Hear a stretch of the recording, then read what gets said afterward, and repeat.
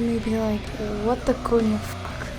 You look like you're real. You look like you're in 4K HD Ultra Plus. And to that I say, we got a new camera! And that is because my previous one broke. So yeah, this was happening now. I'm not complaining, cause this is pretty cool. So around a year or two ago, it was probably like a year ago, I started listening to this band that I found on Instagram, and they do death doom metal. And I've honestly, I hadn't even made the channel yet, and I was already listening to them. I've listened to their entire album. It's really good. It's really, really good. The production is really good. The riffs are amazing. The boys and the vocals are just awesome. It's super well done. I followed these guys like that time, and I was like, dude, your music is awesome, like I'm listening to it. And then I started the channel, and I realized that now that I'm starting to have a platform in which I speak about metal, I can speak to these people and actually make videos about that. I went to them with a proposition of doing an interview, and they nicely agreed. So today I'm going to be interviewing the bassist, and let's just get right into it. This is CORNEA-SAL interviewing Nameless Gods.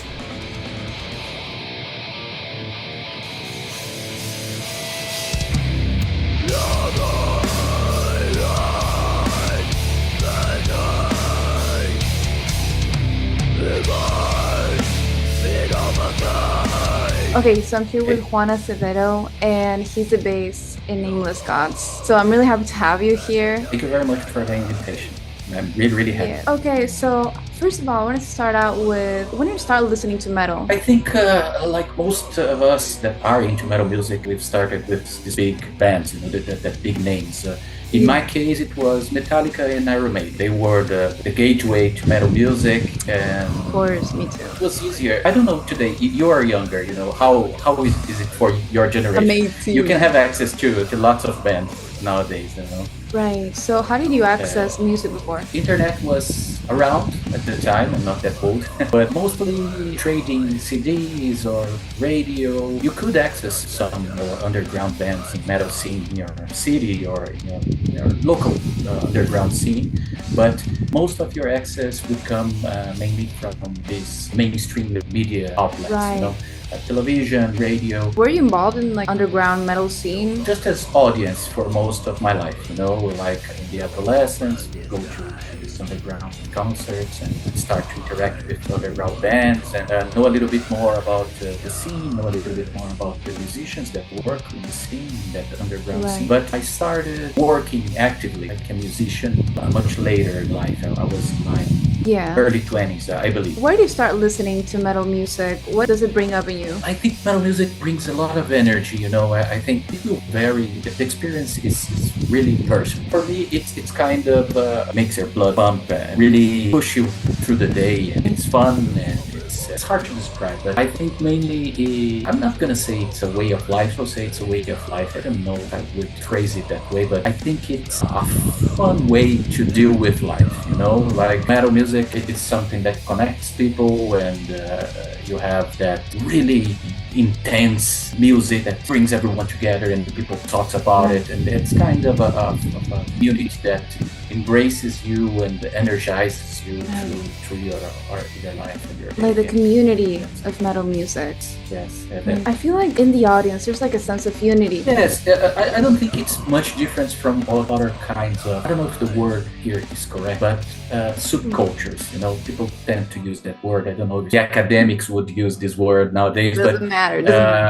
The subcultures, they tend to create communities, people share interests, and metal is no different. This community it's not always so welcoming, we know that we have a lot of problems with misogyny and homophobia, but usually you can make a welcoming community with this kind of subcultures, and metal works that way. You do not feel alone, you feel embraced, we could say. Yeah, I believe agree. that's one of the upsides of Right. American. I think that, I also wanted to ask Malu, she isn't here, but the metal community can be really welcoming, as you said. There's a Yes. lot of very, very nice people and people who want to have fun and make their lives better, with that energy. But there's also a lot of misogynistic people. I've heard some people saying like, oh, women shouldn't be involved in this and stuff. So I wanted to know if Malu has ever received negative feedback just because she's a I girl. will not answer for her, of course, but regarding Nameless Gods, we haven't had this kind of problem yet. We have some mean comments online, but that's the online world. That's not the real world. Some people, Yeah, exactly. we don't care about people that comment something like, this music is boring or that kind of stuff. That's part of the game, People don't have to like everything, but we usually block comments that tend to use this kind of misogynistic criticism. So some people say, that's not girls shouldn't do guttural vocals or harsh vocals. That's not for girls. And there has been one or two comments in this area, but that's not very very common. The situation is far better than it used to be. But I'm pretty sure that Malu has some previous experience with this kind of problem. It still exists. That's important to say. The vocals are extremely strong. They have so much grit to them, Yes, yes. It's incredible. Gender should even play a part, but I wanted to know your experience just to see how Brazil was in this area. Why did you choose this as your genre? I'm a really death metal guy, That's my genre. I like death metal. As we said, we start with these big bands like Metallica, Iron Maiden, but when I reached Cannibal Corpse, for And then instance, you descend. that was my passion. Yeah, that's what was my love for extreme metal. And death metal is my passion, All of us in Nameless Gods, we have personal interests. So Malu is much more from a hardcore scene, She played in hardcore bands and hardcore punk. Damien, that's the guitar player, it's a death metal guy. Isa is a grind death, more black metal girl, she's really has that black metal vibe. And Daniel, the drummer, is more for brutal death metal. So mostly we come from death metal. Right. But we were talking about trying something a little bit different of the bands we used to play, the death metal bands we used to play. All of us like a little bit of everything, so we thought about mixing it up with death doom or melodic sound. Not something incredibly unique, several other bands did this mixing before. We tried to do this with a little bit of melody, of some black metal, some Greek black metal melody, especially in Damien solos. So it's more like trying something different. It's not like we're passionate about doom metal, let's try something else. Right. It's like a combination. Yes, let's mix something and see how it goes. Everyone liked it, so let's record it and let's see. So it's working so far. Is there a message or something that you want to send out with your music, be it lyrically or rhythmically? When I talk about message, I don't think we have a message like... I'm going to use this word. I know this word's not liked in metal music, but it's not that we have a political message up front. We are not hardcore, punk, grindcore are more political bands, but that's not saying that we're not political, we're not the kind of band that thinks that this thing don't mix, everything is political, culture is political, we are immersed in the situation. It's not that we're avoiding politics or that kind of thing. It's that we like horror, every one of us, we like horror. We like horror movies.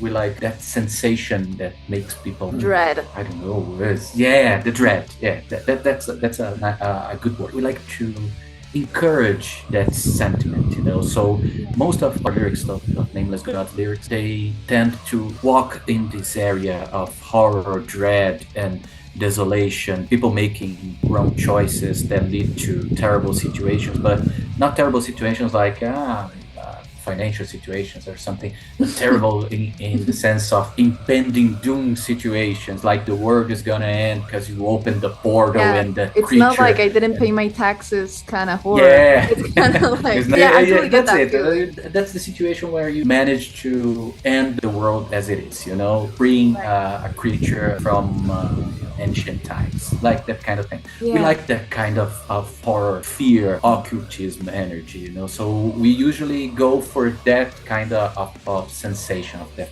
kind of feel. Okay, so that's really interesting. I feel like with doom metal specifically, like when talking about combinations, death and doom metal, kind of have those themes, and you said that there's a lot of like black Yes. metal influence. I feel like that all makes a combination and makes it like really dark. The Yes, feeling that that's you the want to idea. give. The feeling, that dark feeling of desolation and Right. impending doom, the dread. How did you come together as a formation? Like, did you guys know each other?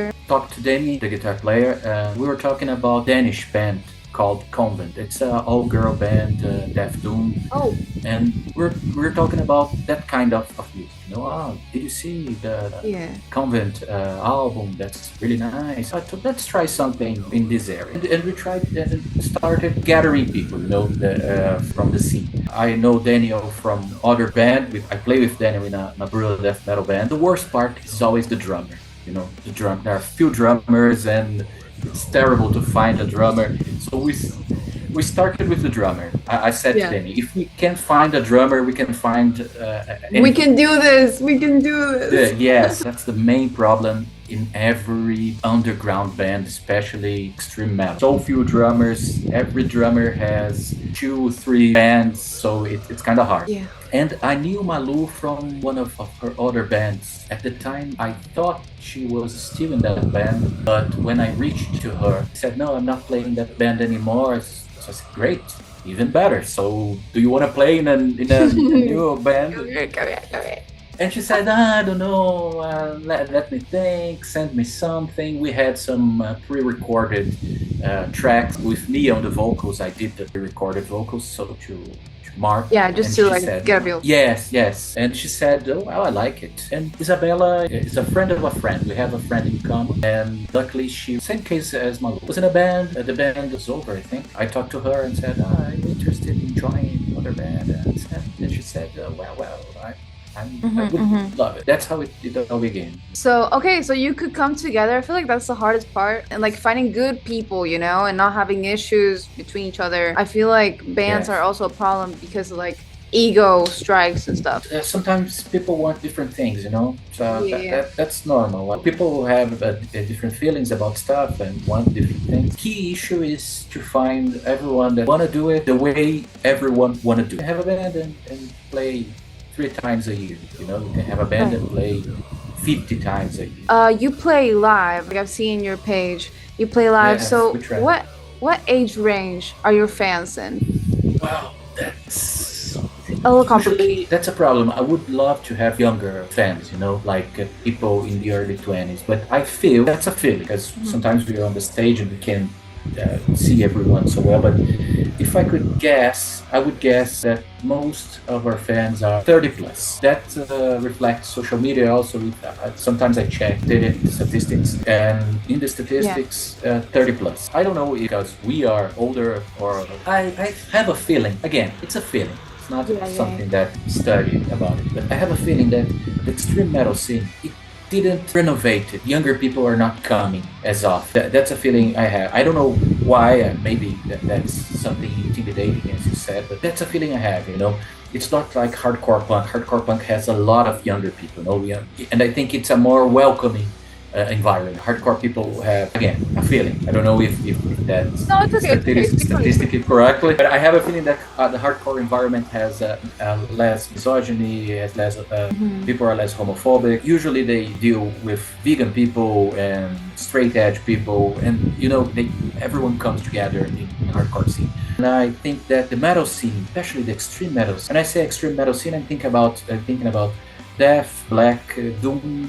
and thrash, usually, you know. I don't know if they are really that welcoming, so maybe that intimidates a little bit of the younger people, I don't know. Talking about that, what is your perspective on the current state of the metal scene, like globally and locally? I'm not very optimistic because of this renovation that I don't see going on, you know. Since we returned to gigs and concerts and everything else, I don't think people engage as much as they engaged pre-pandemic. I don't know the reason particularly, but we're trying to work more in the direction of encouraging younger people to buy material, engage with musicians, but at the moment I don't see that improving a lot. Personally, I think that there is a resurgence of metal, but maybe in like the softer areas, like in the new metal community, it's Yeah, growing a yes, lot. You know, like Deftones became popular again these past years. yes, Like it was dormant for a while and then it went up, up, up, up. And I know some people from my generation who are actually into